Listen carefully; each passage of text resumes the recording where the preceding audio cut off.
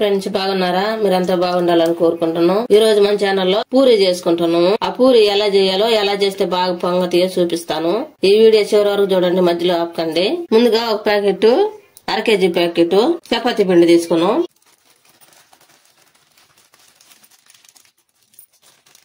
ఒక spoon soda ఉప్పు వేసుకుంటున్నాం. ఒక స్పూన్ సాల్ట్ వేసుకుంటున్నాం.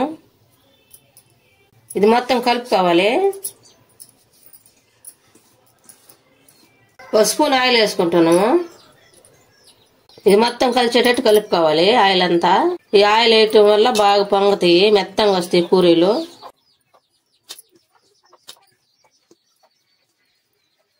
ఇప్పుడు మొత్తం వాటర్ పోసి కలుపుకోవాలి ముద్దగా.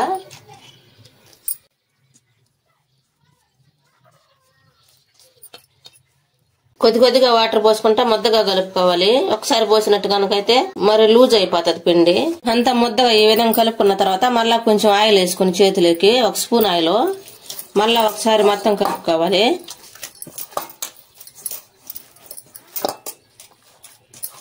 ఈ విధంగా కలిపిన తర్వాత పక్కన పెట్టుకోవాలి. మూత వేసి ఒక 5 నిమిషాలు పక్కన పెట్టుకున్నాం. A few moments later. 5 నిమిషాల తర్వాత పిండి బాగా నానింది. ఇప్పుడు మళ్ళీ ఒకసారి కలుపుకోవాలి. ఈ పూరీ కోసం స్టవ్ వెలిగించి స్టవ్ మీద బాండ్లు పెట్టుకుని బాండ్లు ఆయిల్ పోసుకొని బాగా కాగనియాలి. ఇప్పుడు మనం పూరీ చేసుకున్నాం.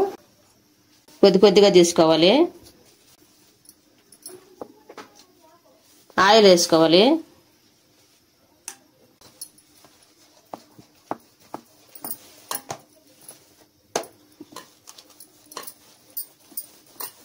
చపాతీ కర్ర తీసుకొని ఈ విధంగా రుద్దుకోవాలి.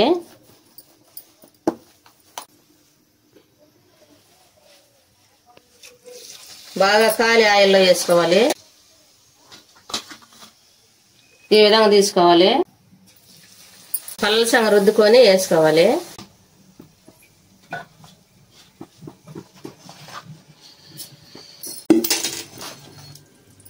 పూరీలన్నీ తయారైనవి.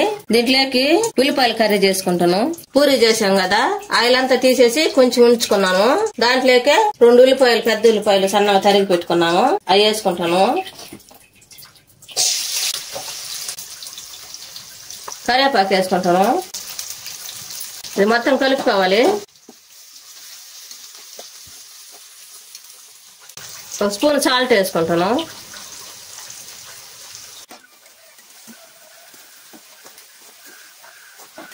ఇప్పుడు తాలింపు గింజలు వేసుకుంటాను.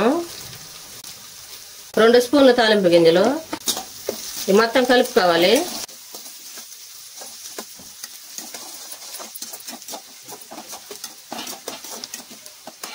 ఉల్లిపాయలు బాగా ఈ విధంగా గోల్డ్ కలర్ వచ్చిన తర్వాత టమాటాలు, ఒక 2 టమాటాలు తీసుకొని సన్నగా తరిగి పెట్టుకున్నాము.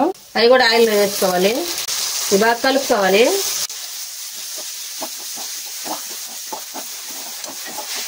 మూత పెట్టి ఉడికించుకున్నాం. A few moments later. టమాటాలు ఉడికినాయి లేదో మూత తెచ్చేద్దాం. ఉడికినాయి. మధ్య మధ్యన కలుపుకుంటున్నాండి, లేకపోతే మాడిపోతాయి.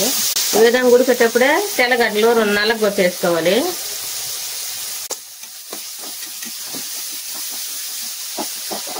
పసుపు 1 స్పూన్ వేసుకోవాలి. కారం 1 స్పూన్ వేసుకోవాలి. 1 స్పూన్ సాల్ట్ వేసుకోవాలి. ఇందాక వేసుకున్నాం, చాలకపోతే వేసుకోండి. మొత్తం కలుపుకోవాలి.